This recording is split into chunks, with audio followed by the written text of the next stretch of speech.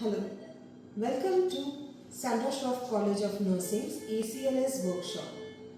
Before going on the workshop, let us quickly revise on all the rhythms of cardiac arrest, VFBT protocol, PEA and asystole. The first rhythm that you are seeing on your screen right now, let us evaluate this rhythm first. If you look at the rhythm is irregularly irregular. There is no fixed pattern to the rhythm. There are wide QRS complexes and there is no identifiable P wave or T wave. This particular rhythm is your ventricular fibrillation.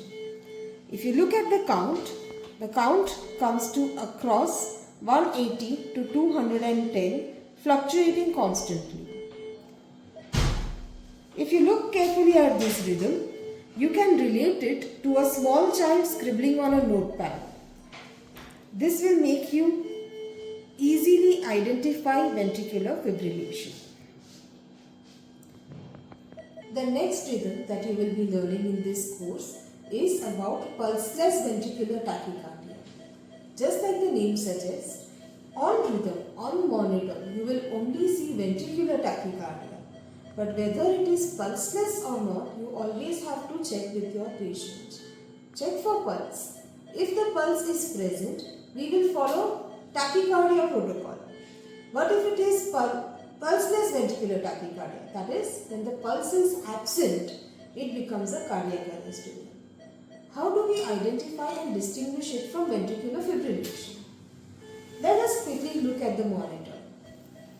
If we look at the monitor, here we see that the ventricles are contracting at a regular pattern.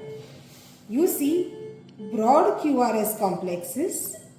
You see that the rate is maintained and the QRS complexes look like mountains drawn by a small child.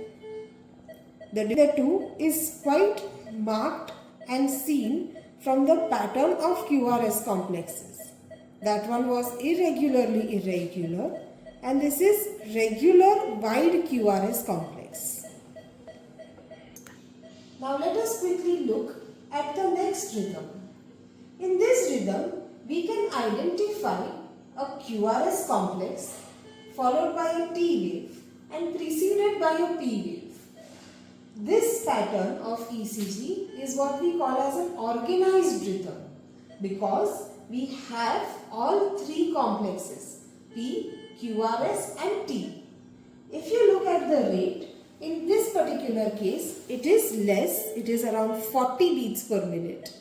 But since it is a regular and an organized pattern, we call it as a organized electrical activity of the heart. When you see this present with the patient being pulseless, we call this particular condition as pulseless electrical activity, which is also a rhythm of cardiac arrest. When we look at this rhythm, the first thing that comes to our mind is that it is asystole. Asystole means no systole or no contraction. Why is this rhythm important to understand? Is that many a times we confuse a flat line with asystole. When we see a flat line on monitor, we always have to check connection to the mains and connection to the patient. Once we check the connections are proper, the lead placements are proper, patient is pulseless, only then we can say that this flat line is an asystole. This is what we call as the flatline protocol. These are your four rhythms of cardiac arrest. Now let us understand when and how to use a defibrillator.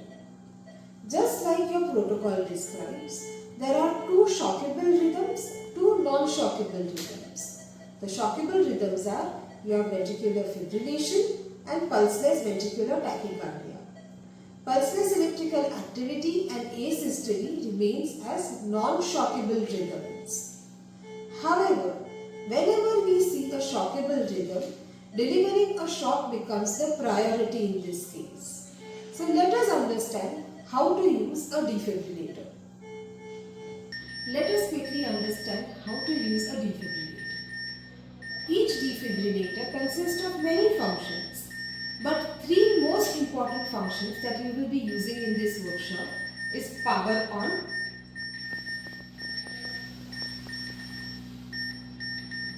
selection of energy, and charge button. Any machine needs to be turned on first as the first step. Apart from this, there are certain buttons that will help us in this workshop. For example, let us look at the ECG size button. When I press this button on the downward arrow, you see that the size of the ECG has diminished on the monitor. When I increase the size, you see that the amplitude or the gauge of the ECG is increased. In this particular case, it is a ventricular fibrillation. The sound that you are hearing on this machine can be controlled using QRS volume. The lead select button helps us select multiple leads such as setup of lead 2 to lead 3, lead 3 to paddles. What do we mean by paddles? These paddles are your shock delivering paddles.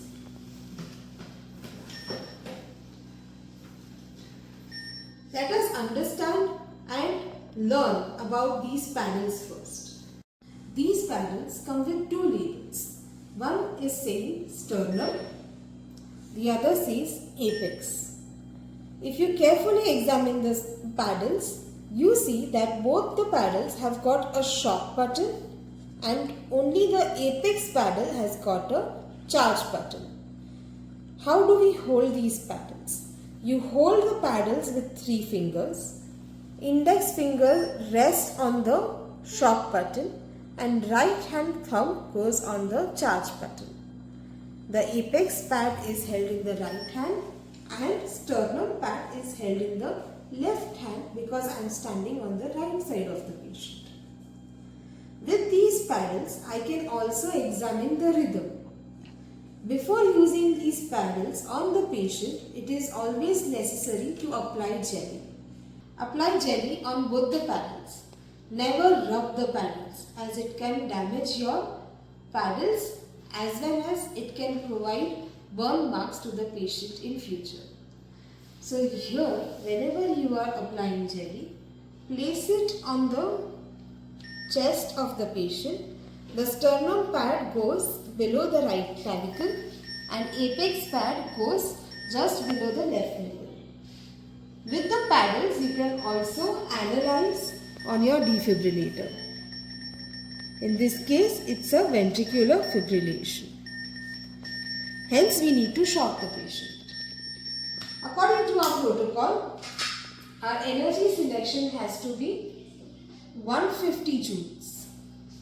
After selection, I will charge pressing my thumb or pressing the button over here. Once charged, you have to shout, I clear, you clear, all clear, and also look before delivering the shock. Press the shock button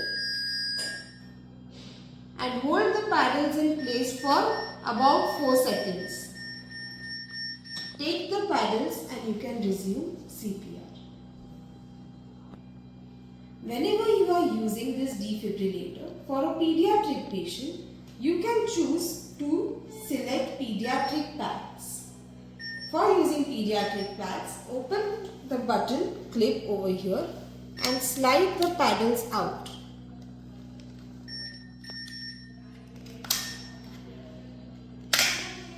And you can see your pediatric paddles.